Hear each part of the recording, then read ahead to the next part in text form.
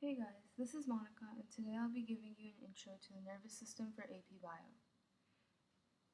First, we'll find out what the nervous system is, then I'll run through the hierarchy of the system before wrapping up with an explanation of how reflexes work in our bodies.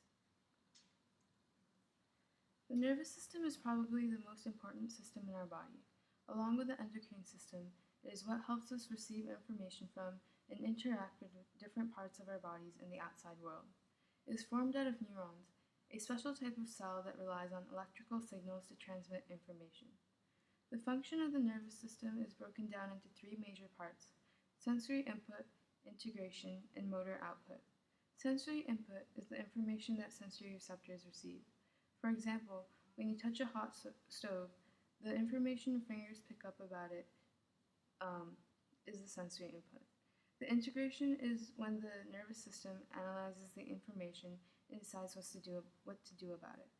In the hot stove example, your nervous system would analyze whether it's dangerous or not, and then figure out whether you should remove your hand from that stove or be crazy and leave it there. Motor output is when the nervous system activates certain parts of the body.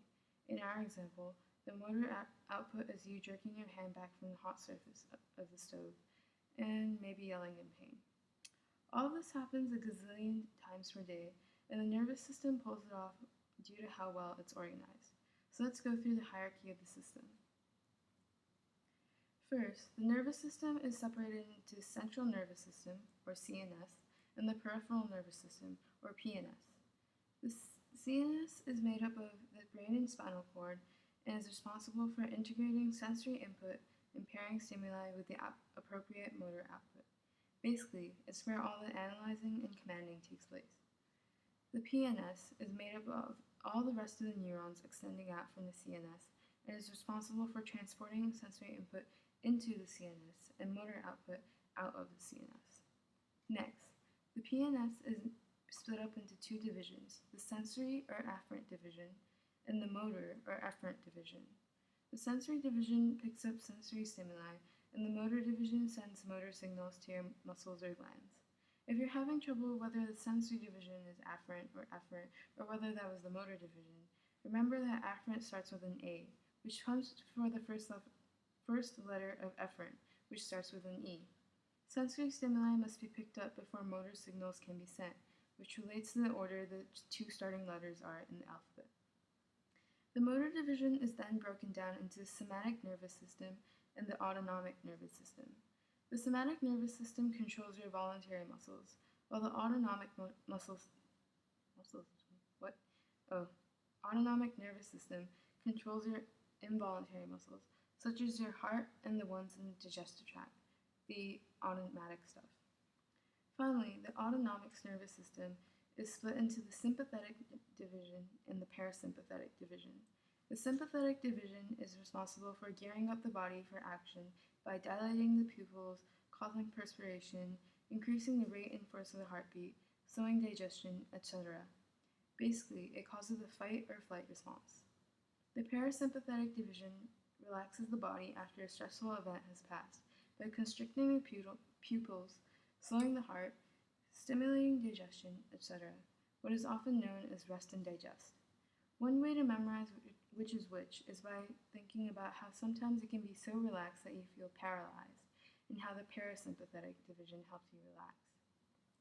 Lastly, let's talk about how reflexes happen in the body. Reflexes are quick reactions that often occur before we've had time to properly think over what's happening. Some examples are how you instantly draw your hand away from a flame or a pin, or how your leg kicks when the doctor taps a certain area on your knee. How does sensory information turn into action so quickly? First, let me explain the three kinds of neurons you have in your body: the sensory neurons, interneurons, and motor neurons. Sensory or afferent neurons are the ones responsible for picking up sensory stimuli and taking it to the CNS. Interneurons are the most abundant type of neurons in the body and are responsible for analyzing and reacting to information delivered to the CNS. Motor or efferent neurons are the ones that take the orders the interneurons in the CNS send out and transport them to the target muscle or gland. Now, let's use the knee-jerk reaction as an example to see how this all works. First, the sensory receptors in your knee pick up the stimulus of this doctor tapping your knee. This information is then transmitted through sensory neurons from the PNS to the CNS. From there, the information usually travels all the way up to the brain to be processed. However, in the case of reflexes, the interneurons in the spinal cord make the decisions and send out an order. This order is taken by the motor neurons down to the knee, making you kick.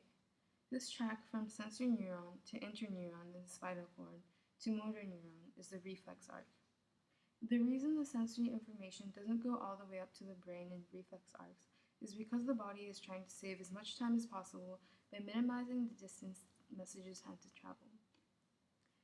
So, if you are using your neurons well and paying attention to this video, you learned about what the nervous system is, how it's organized, and how reflexes work.